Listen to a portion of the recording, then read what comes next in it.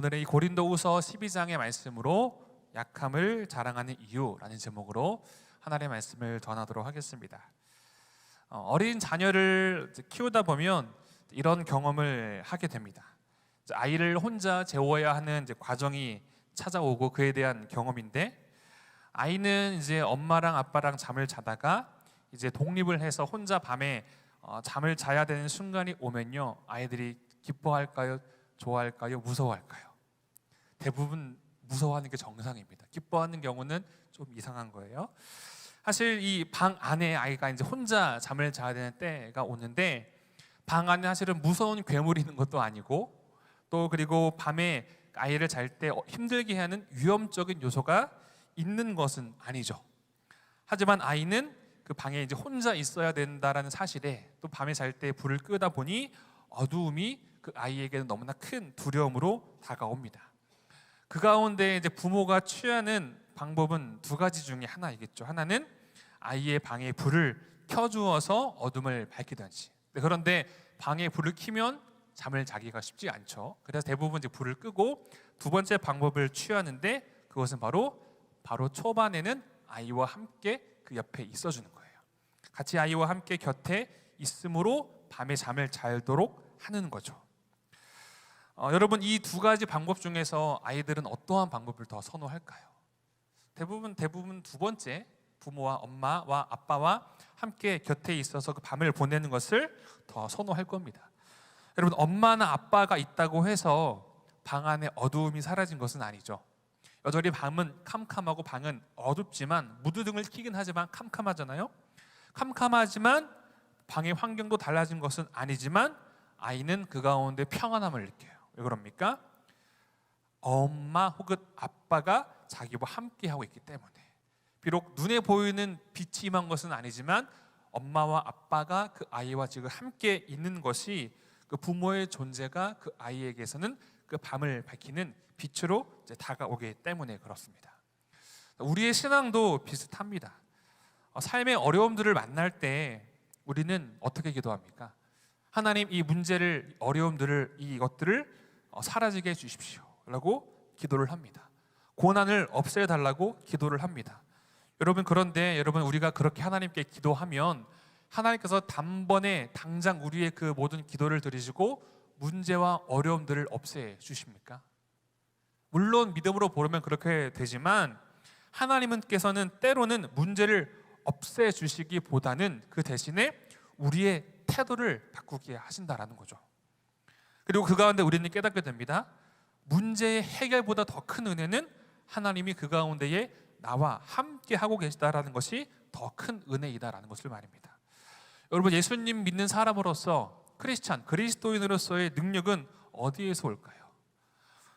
세상에서 유명한 크리스천으로서 선한 영향력을 끼치는 삶을 살아가는 것 또한 그리스도인의 능력을 나타내는 아주 귀한 통로이고 축복이지만, 여러분, 가장 중요한 축복에 나타나게 된다는 겁니다.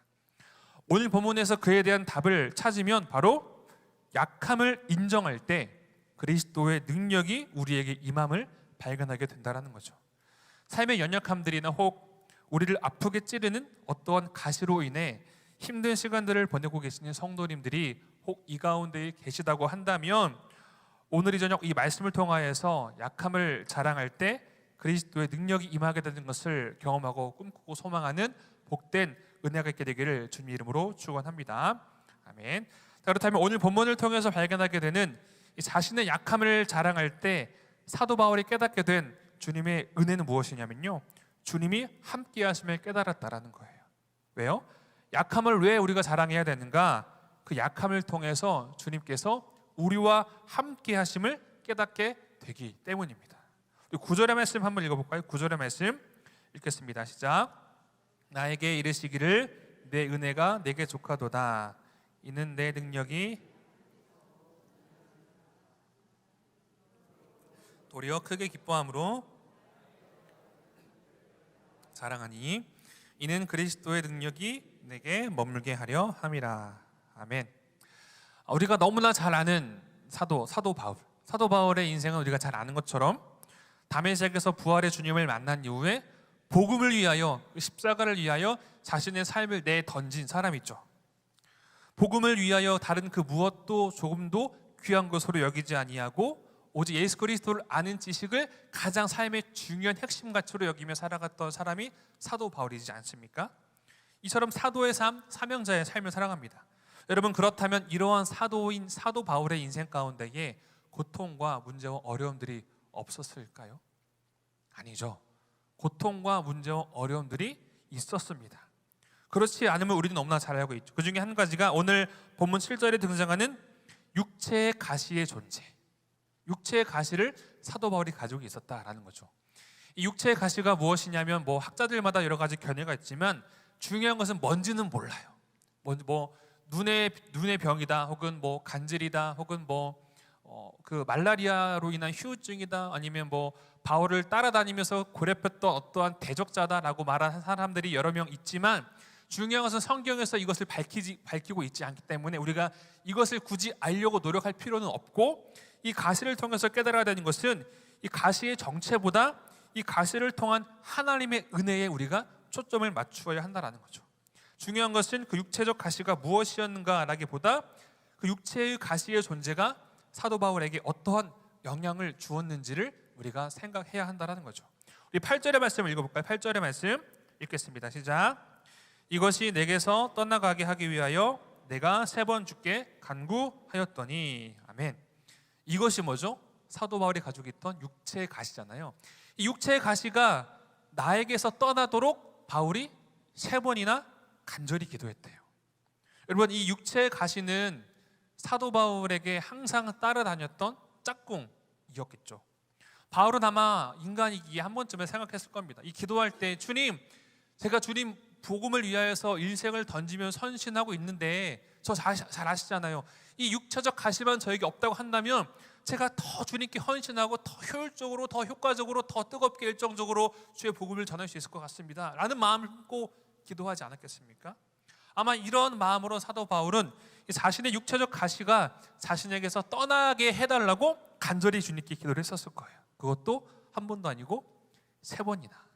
여러분, 성경에서의 3이라는 숫자는 완전함을 의미하거든요. 즉 진짜 사도 바울 예수님께 딱 3번만 기도했다라는 게 아니라 그만큼 지금 이 육체의 가시를 두고 주님께 간절히, 정말 그 예수님처럼 아니겠지만서도 이 땀방울이 핏방울이 될 정도까지는 아니겠지만서도 정말 간절하게, 아주 뜨겁게, 열렬하게 주님께 이 문제의 해결을 두고 기도했었다라는 거죠. 여러분, 그렇다면 그 이 간구에 대한 주님의 응답이 무엇입니까? 바로 내 은혜가 너에게 족하다. 바울이 기도했던 기도 응답에 대한 예스인가요? 노인가요? 노죠. 가시를 치워달라고, 떠나게 달라고 기도했는데 이에 대한 바울의 생각이었다면, 우리의 생각이었다면 오케이, 가시 치워줄게, 이게 기도의 응답의 예스거든요. 그런데 전혀 생뚱맞은 방향의 응답을 주님께서 하시잖아요. 이르시기를 나의 은혜가 너에게 족하다 라고 주님께서 응답을 해주시죠. 여러분, 사도 바울은 육체적 가시가 자신에게서 사라지기를 간절하게 요청을 했지만 주님은 그렇게 하지 않으셨어요. 그리고 여전히 그 가시를 바울에게 남겨두셨죠. 그리고 그 이유를 분명히 말씀하시는데, 이 가시가 사도 바울에게 있는 것이 오히려 더 은혜이기 때문에, 내 은혜가 너에게 족하기 때문에 내 능력이 약한 너로부터 온전하게 되기 때문이다 라고 주님께서 말씀하시잖아요. 여러분, 이해가 됩니까?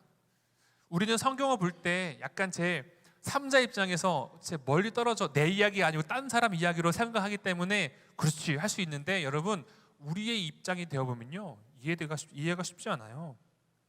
우리로 따져보면 정말 주님께 간절히 기도한 그 무엇인가의 기도 제목이 있는데, 정말 40일 작정 기도하고 금식하면서 막 열심히 1,000번도 드리면서 하나님께 기도를 하는데 기도의 응답이 아니야, 나의 은혜가 이미 너에게 족해 라고 하나님 응답하시면 여러분 할렐루야 아멘 하시겠습니까?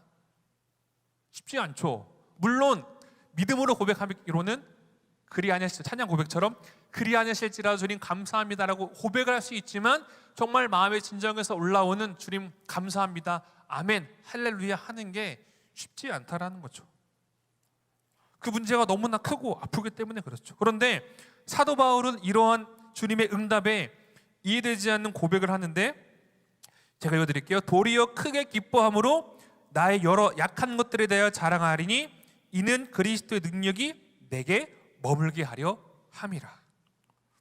전에는 가시가 사라지기를 간절하게 간곡하게 주님께 간청을 하지만 주님의 응답, 나의 은혜가 너에게 족하다 라는 말씀이 들려올 때 기뻐했다라는 거죠.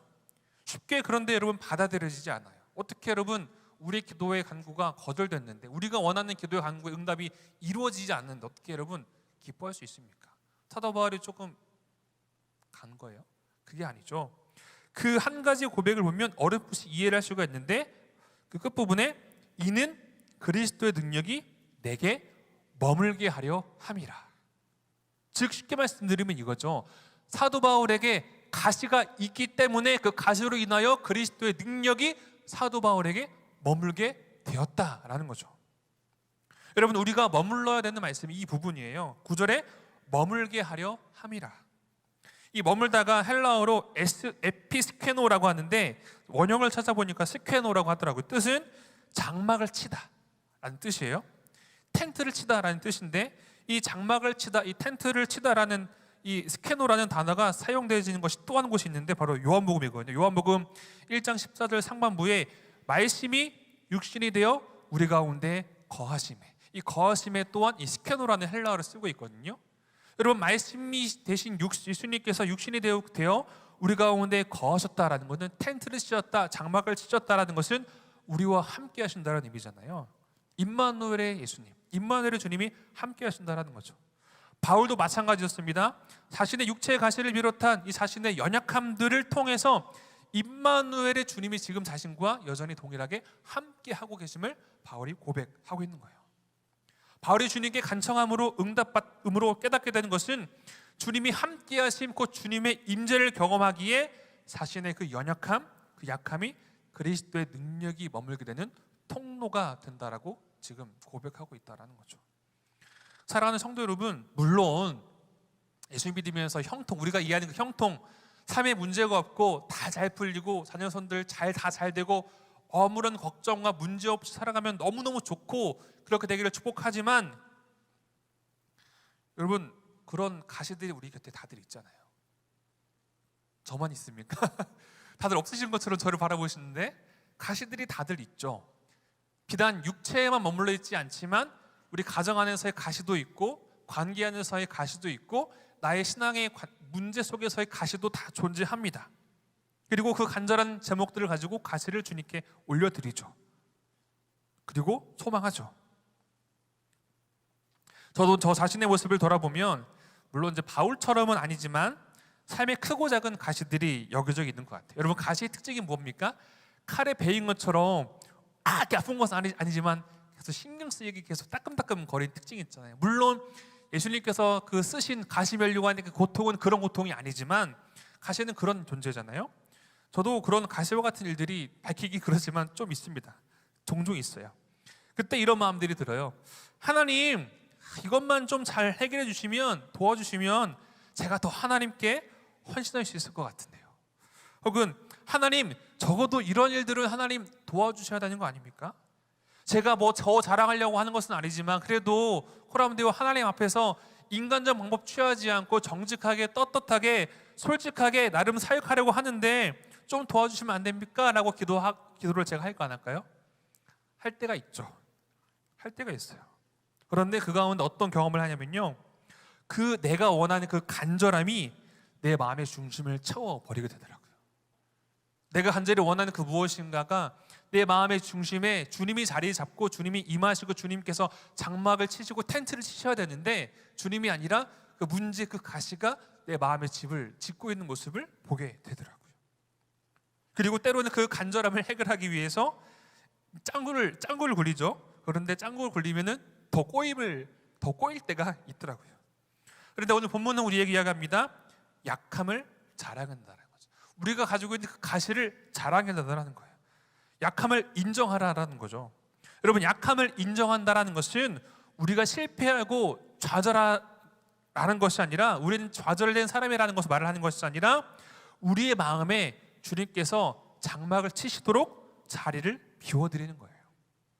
그리고 그 안에 주님이 머물도록 하시는 거죠.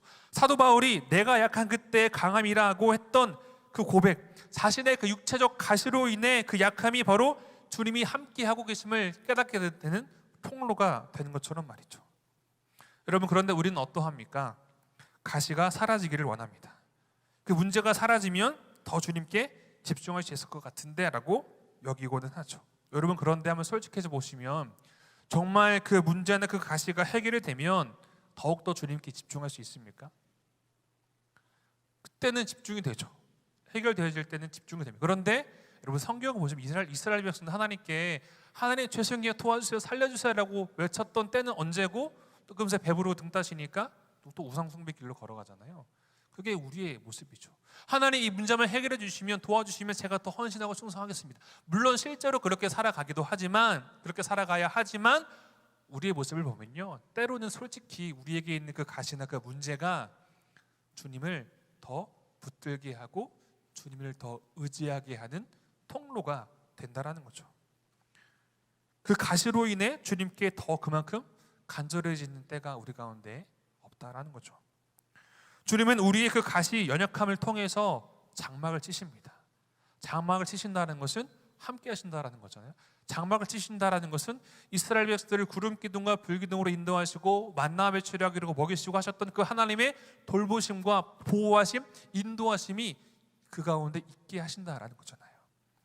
우리는 믿음으로 바라보고 소망해야 됩니다. 복음서에서도 악한 자라도 자기 자식에게 좋은 것을 줄 줄 알거든 하물며 하늘에 계신 너희 아버지께서 너희에게 좋은 것을 주시지 않겠느냐. 여러분, 아멘이십니까?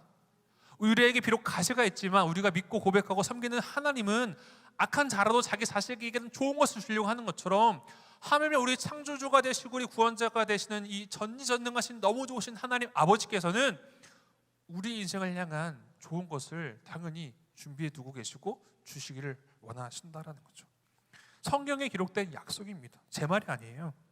다만 그 가운데 우리가 기억해야 되는 것은, 그 가운데 우리의 약함을 인정하고 주님께 그 자리를 내어드릴 때 하나님의 살아계심을 드러내는 길이 열린다라는 겁니다. 사랑하는 성도 여러분, 주님의 이름으로 축원합니다. 약한 것들을 자랑할 때 그리스도의 능력이 머물게 됨을 기억하므로 현재 우리 삶에 있는 어떠한 가시나 연약함들이 있다면 그것을 뛰어넘어 하나님의 임재, 하나님의 함께하심 가운데 쓰임받는 인생을 살아가는 복된 하나님의 사람들 되시기를 주님의 이름으로 축원합니다. 아멘. 자, 두 번째, 그렇다면 이 약함을 자랑할 때 깨닫게 되는 은혜가 있는데 그것이 무엇이냐면요, 약함은 우리가 그리스도를 닮아가게 한다는 거예요. 우리 10절의 말씀 한번 읽어볼까요? 10절의 말씀 읽겠습니다. 시작. 그러므로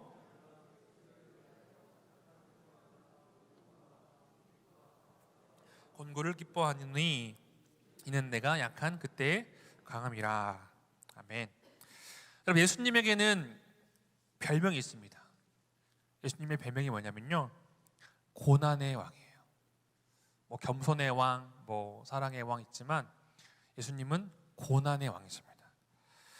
물론 이 고난의 왕이라는 의미에는 가장 큰 고난을 겪으심도 있지만 또한 동시에 그 고난의 문제를 해결하시는 분이시다라는 의미 또한 담겨 있는 거예요. 즉, 여러분, 우리가 잊지 말아야 될 것은 예수님을 믿는다는 것, 예수님을 따라 걷는 제자가 된다라는 것은, 성도가 된다라는 것은 이러한 이 고난에 대한 올바른 인식이 반드시 필요한 과정이다라는 거예요. 여러분, 그렇지만 고난을 두 팔 벌려 환영한 사람이 있습니까? 없어요. 저도 목사지만 고난 싫어요. 고난을 기뻐하는 사람이 어디 있습니까? 아니, 예수 믿는 사람을 떠나서 그냥 삶의 힘듦을 좋아하는 사람은 어디 있습니까? 아무도 없습니다. 고난을 기뻐하는 사람은 누구도 없어요. 그런데 성경적으로 보면요, 우리 인생 가운데 찾아오는 문제나 실패나 절망 등은요, 우리에게 필연적인 것들입니다. 어떤 의미냐? 인류의 타락 전의 모습은 그렇지 않았죠. 너무 주님께서 보시기에 힘이 좋았더라, 좋은 상태였잖아요. 그런데 인간에게 죄가 들어옴으로 인하여서 우리가 그렇게 고통스러워하는 문제들, 상실과 상처와 아픔과 문제와 질병, 타락 등등등, 그리고 죽음이 우리 인간에게 찾아오게 된 것이잖아요. 그런데 우리는 그 문제들을 맞닥뜨릴 때 그 고난을 제거해 달라고 기도합니다. 물론 하나님의 자녀이기 때문에 자녀가 아버지에게 간절히 기도하면 아버지께서 들어주시죠. 우리 하나님은 그것을 충분히 들어주실 수 있는 능력이 있으신 분이시잖아요. 그 기도의 응답을 들으시고 기도의 응답으로 문제를 해결해 주시기도 하십니다. 그런데 해결이 더디게 느껴질 때도 있잖아요. 그리고 하나님께서는 우리의 그 기도의 응답을 들으시고 해결해 주실 때도 우리의 인생이 문제와 고난이 없는 인생을 살아가는 것이 아니라 문제와 고난이 있지만 이 어떤 기복적인 신앙에만 머물러 있는 것이 아니라 이것을 뛰어넘는 것을 경험하는 신앙, 그리고 나아가 문제와 현실만에 붙드는 것이 아니라 믿음으로 하나님의 나라를 꿈꾸고 소망하는 자로서의 삶을 살아가게 하시기 위하여서 하나님께서 그런 일들을 행하신다는 거죠. 바울의 이야기로 들어와 보면 앞서 말씀드린 것처럼 바울이 가지고 있었던 육체의 가시 3번이나 간청을 하잖아요. 얼마나 간절했을까요? 그러나 그 응답, 내 은혜가 내게 족하다. 여러분, 이 말이 쉽습니까? 물론 고통이나 고난과 문제는 주관적이고 믿음도 제각각입니다. 무조건 문제에 대해서 고통을 호소하지 않고 하나님만을 신뢰하십시오라고 강요하는 것은 어떻게 보면요, 누군가는 그 부분을 폭력으로 받아들일 수도 있어요. 사실 말이 쉽지 문제를, 어려움을 당해보지 않으면 모르죠. 하지만 성경은 우리에게 길을 보여줍니다. 내게 능력 주신 자에서 내가 모든 것을 할 수 있다고 빌립보서 말씀에 나오잖아요. 하나님께서 주신 은혜가 있고 그 은혜가 우리의 심령에 새겨질 때 주께서 가능하게 하심을 우리는 기억해야 된다는 거죠. 바울이 깨달았죠. 지금 자신이 지고 있는 이 가시를 통해서 예수님의 십자가를 묵상했겠죠. 여러분, 바울이 그냥 이 가시 너무 귀찮네, 힘드네, 이거만 없으면 좋겠나라고 생각했을까요? 또 바울이 살아갔던 사역 여정들을 보면요, 우리가 지금 바울을 볼 때 바울 선생님, 바울 사도 막 너무나 좋게 보지, 당시 바울은요 환영받지 못했던 사람입니다. 바울이 가지고 있었던 컴플렉스가 있잖아요. 예수님의 12제자가 아니었던 사람. 사도 바울의 서신서들을 보면 계속해서 자신의 그 사도성을 계속해서 이제 변론하는 부분들이 곳곳에 등장하는데, 이처럼 사도 바울은 주변에 항상 공격이 있었어요. 가짜 사도다, 누가 너를 사도로 삼았냐라는 이런 사도성에 대한 공격들, 또 경제적으로도 불투명한 사람이다, 또 독불장군이다 등등 여러 말들이 바울의 주변에 항상 맴돌았죠. 또한 심지어 바울이 정말 사랑했던 교회 성도들 가운데에서 거짓 선지자들의, 거짓 사도들의, 거짓 교사들의 이야기를 듣고 바울을 오해했던 성도들 또한, 교회들 또한 존재했잖아요. 이처럼 바울은 억울함, 답답함들이 바울의 인생에 곳곳에 펼쳐져 있었죠. 이처럼 바울은 당시 많은 오해와 비난을 받았죠. 그런데 바울이 어떻게 이야기를 합니까? 그 가운데 자신의 영적 어떤 우월함을 자랑하면 제일 좋겠죠. 그런데 오늘 본문은 아니지만 12장 1절에 4절까지 말씀 보시면 우리가 많이 들어봤던 이야기, 삼층천이라고 많이 이야기하는 셋째 하늘에 대한 신비를 바울이 경험하거든요. 근데 바울이 그것들을 이야기하지만 마지못해서 이야기하는 거예요. 이것을 이야기하면서 자신의 사도성을 드러내고자 하는 것이 아니라 마지못해서 말하지만 이것보다, 이런 신비한 경험보다, 체험보다 자신의 약함을 지금 바울은 드러내고 고백하고 있다는 거죠. 왜요? 자신의 그 약함 속에서 그리스도의 능력이 드러나기 때문에. 우리 골로새서 1장 24절 세번역 성경으로 되어 있는 한번 같이 읽어볼까요? 시작. 이제 나는 여러분을 위하여 고난을 받는 것을 기쁘게 여기고 있으며 그리스도의 남은 고난을 그분의 몸된 교회를 위하여 내 육신으로 채워가고 있습니다. 아멘. 세번역으로 좀 쉽게 읽었는데 바울이 받고 있는 지금 이 고난, 억울함, 확장시켜보면 자신이 가지고 있는 육체적 가시, 우리나 마음의 어려움들, 힘듦들을 지금 바울이 그것을 무엇으로 연결시킵니까? 예수 그리스도의 고난과 연결시키고 있는 거예요. 바울은 자신의 고난을 통해서 예수님의 십자가를 묵상하게 되었죠. 사람들에게 때로는 버림받고 오해받고 조롱받고 핍박받는 그 과정 속에서 자신을 위해 십자가를 지신 예수님을 더욱 분명히 선명히 바라보게 되었죠. 여러분, 사실 목회자인 저도 이런 말씀 앞에서 주님께 참 죄송한 마음들이 많이 들어요. 주님은 분명 누구든지 나를 따라오려거든 자기를 부인하고 자기 십자가를 짊어지고 따라오라고 하셨거든요. 그런데 저는요, 제가 여전히 너무 강해요. 제 경험이나 지식 많지도 않지만 제 경험이나 지식이, 고집이 너무너무 강해요. 집에서도 그렇고 사회에서도 그렇고 관계에서도 그렇고 등등 그래요. 또 뿐만 아닙니다. 여전히 주님의 십자가를 짊어짐을 입술로는 고백하지만 마음으로는 원치 않아요. 이게 솔직한 저의 모습이에요. 누구든지 나를 따라오려거든 자기를 부인하고 십자가를 지고 따라오라고 하셨는데 주님 그래도 이 정도는 괜찮지 않아요? 그래도 입술로는 주님 십자가를 내가 지고 어디든 따라가겠습니다. 하지만 십자가 무거운 거 짊어지고 싶지 않아요. 이를 잘 증명해 주는 일이 고통과 고난을 대하는 저의 자세와 태도에서 발견하게 돼요. 설교를 준비하는 중에 한 분의 인생이 좀 떠올랐는데 유석경 전도사님이라는 분이 계세요. 이분에 대한 이야기는 제가 한 2018년도 9년도였던 것 같은데 그 당시 이 지구촌 교회 이동호 목사님 설교를 듣다가 좀 접하게 되었는데 이분의 스토리를 짧게 소개해드리면 이런 이야기가 있어요.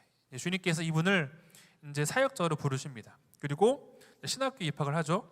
그리고 마지막 졸업을 한 학기 남겨둔 상태에서 직장암 말기 판정을 받아요. 당시는 이제 지구촌 교회에서 교육 전도사로 사역을 하고 있던 상황이기 때문에 이동호 목사님도 이 전도사님의 이야기를 들어서 알게 되겠죠. 이제 병이 진단을 받아서 이제 의사에게 이제 듣기로는 수술을 아무리 해도 길어야 1년이라는 선고를 받아요. 그래서 이 선고를 받은 이후에 이 전도사님이 결단을 내립니다. 이 남은 인생 수술하고 항암하고 방사선하며 시간을 보내기보다 남은 시간이 얼마이든 간에 한 영혼에게라도 더 복음을 전하는 삶을 살기로 이분이 결정을 합니다. 그리고 극심한 고통 속에서도 진통제를 복용하면서 전국의 크고 작은 교회 그리고 단체에서 요청이 있을 때마다 가서 복음을 전해요. 하지만 이 주님의 은혜와 성령의 능력으로 인해서 의사의 예상을 훨씬 뛰어넘는 3년이라는 기간 동안 예수님의 공생애와 같은 이 3년이라는 기간 동안 말기암 환자라고 볼 수 없을 정도로 기쁨과 소망을 넘치며 주님의 십자가 복음을 증거하는 삶을 살아갔다라는 것을 이동호 목사님의 설교를 통해서 들었던 기억이 나요. 이분이 자신의 인생의 말미에 쓴 책에 이러한 문구가 있는데 이런 문구가 있어요. 고난을 확신과 기쁨으로 반응하게 되면 가치 있는 영적 품성을 갖게 된다. 여러분, 이분이 물론 암이 이분을 무너뜨리는 게 아니라 오히려 그 시간 예수님을 더욱더 닮아가게 했죠. 남은 시간을 자신을 위해 사용하지 않고 영혼을 위해 사용하게 했죠. 바울도 그래야 하지 않았습니까? 자신의 가시 그리고 자신의 인생에 다가오는 약한 것들, 능욕, 박해 등등을 통해서 예수님의 십자가를 묵상하며 예수님을 닮아감을 고백했죠. 물론 바울은 둘째 치더라도 우리가 다 이 유석경 전도사님만큼의 신앙과 성숙과 깊이를 따라갈 수 없을 수도 있습니다. 우리가 다 무조건 이렇게 살아야 된다라고 강요하는 것이 아니고요. 적어도 이분의 삶의 메시지를 우리가 마음 가운데 새기고 작은 삶의 한 걸음이라도 주님의 그 고난에 동참하는 것이 은혜임을 우리가 깨닫고 고백하게 된다면 그 나름대로서 하나님의 은혜를 흘려보내는 통로로 우리가 쓰임받게 된다는 거죠. 설교를 이제 정리하도록 하겠습니다. 설교 서론에 제가 언급했던 것처럼 아이가 밤에 혼자 잠을 자야 될 때 그 어둡고 캄캄한 그 방 가운데서도 평안을 얻을 수 있었던 이유는 어둠이 사라져서가 아니었죠. 어둠이 사라져서가 아니라 사랑하는 엄마, 아빠가 그 아이와 함께 있었기 때문에 여전히 밤은 캄캄하지만 그래도 그 밤을 보낼 수 있었던 것을 기억하죠. 이처럼 우리 인생도 마찬가지입니다. 우리 인생에 있는 그 모든 문제와 가시들이 사라지면 너무너무 좋죠. 너무너무 사라지면 좋을 것 같아요. 너무너무 좋을 것 같아요. 그런데 그 문제나 그것들이 사라지지 않을 때도 있더라고요. 모두가 사라져야만 평안한 것은 아니죠. 그 가시 가운데에 주님께서 장막을 치고 계시기 때문입니다. 그러면 우리는 약함을 부끄러워하지 않고 오히려 그 약함 속에서 우리와 함께 하시고 머무시는 그리스도를 자랑하게 되는 것을 믿습니다. 오늘 이 말씀의 선포가 우리의 삶의 고난과 혹은 가시 혹은 연약함을 바라보고 대하는 우리의 태도가 조금이나마 주님 기뻐하시는 뜻으로 변화가 되어지는 시간 되기를 소망합니다. 그리하여 물론 우리가 다 온전히 이해할 수는 없지만 주님께서 바울에게 하셨던 말씀, 나의 은혜가 너에게 족하다라는 이 은혜를 경험하는 성도님들 되시기를 주님 이름으로 축원합니다.